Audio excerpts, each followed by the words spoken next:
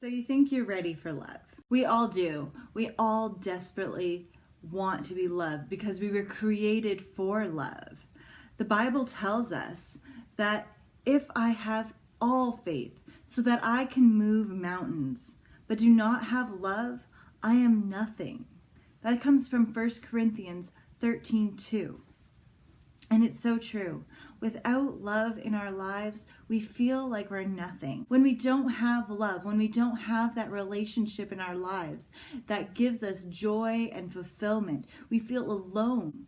And God created us for relationships. He created us for love.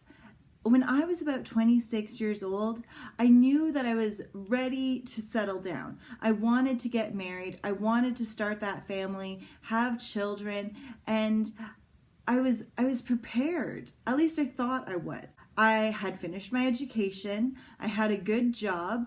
I was paying my own bills. I had my own place, and I felt like I was ready to move on to the next level. I wanted to get married. I wanted to start a family, and I really felt like I was doing everything I could. I was out there, I was dating, but the relationships I got myself involved in weren't benefiting me and they weren't benefiting the other person because first of all, they didn't have God in them. I was in the world and I was having worldly relationships. They weren't getting me to where I wanted to be. At that point in my life, I knew God. He had given me the vision of myself as a mother. He had given me the vision of myself as a wife. So I wanted that. I craved that. I needed that. But I hadn't changed my behavior enough. I hadn't looked at the patterns of the relationships that had come before so that I could correct them.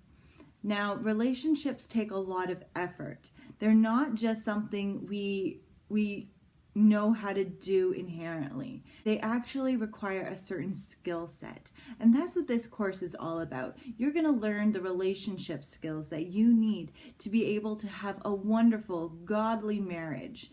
Hi, my name is Lily Matongwiza. I'm the founder of Proverbs 24:26 Academy. I am happily married, the mother of 2 beautiful young girls, and I'm here to share with you my experience and my wisdom so that you can gain the skills you need to have a wonderfully successful marriage. In order to move forward in life, it's often important to look back. You learned all of your current habits about love from somewhere, most likely from your family, the way you grew up, the kind of examples you saw all around you, and those have had a major impact in your life, whether you've recognized it or not. You're either reacting to or reacting from the examples that you saw between your mother and your father. The atmosphere you grew up in has a major impact on your relationships going forward. The way your parents expressed love towards one another or didn't, the way they communicated affection, the way they showed you affection and love, the way they respected or did not respect each other has a significant impact on how you will treat your future spouse. Today, I want you to consider some key questions. First, how did my family show love? How did my family demonstrate affection? Second, what loving words did I hear my parents say to one another?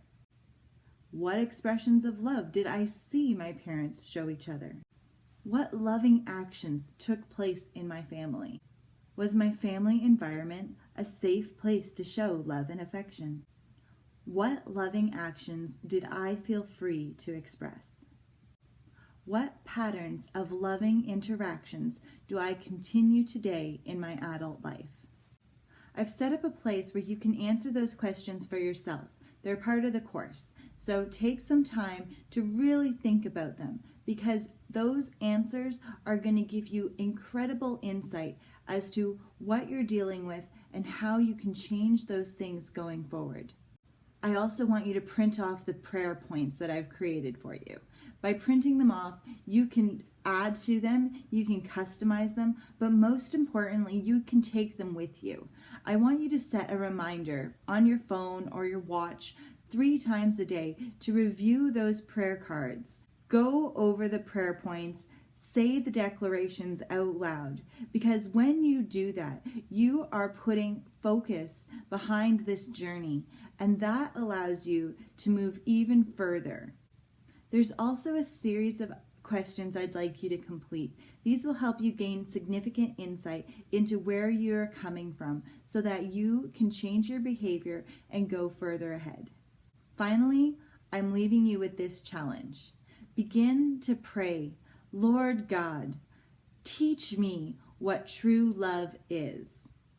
This is a really easy prayer. It seems overly simplified, but we want to know what love is from God's perspective, not man's.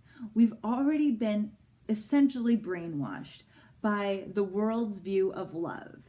Those cuddly, fuzzy feelings, being swept off our feet, while those are great and they have their time and place, overall, love is a choice. It's a commitment to another person. It's putting someone else's needs before your own. Love is tough. Love requires a lot of effort. It's challenging. It causes you to grow. It forces you to give of yourself beyond the point where you think you have nothing left to give. But it's extremely worthwhile.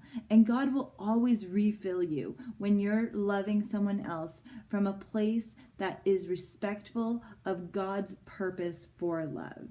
So we're going to continue in this course next week. Next week, I'll give you a little bit more information on dealing with your past. So that's it for today. I hope you've enjoyed this lesson. Please complete the work below, and we'll see you next week. God bless you.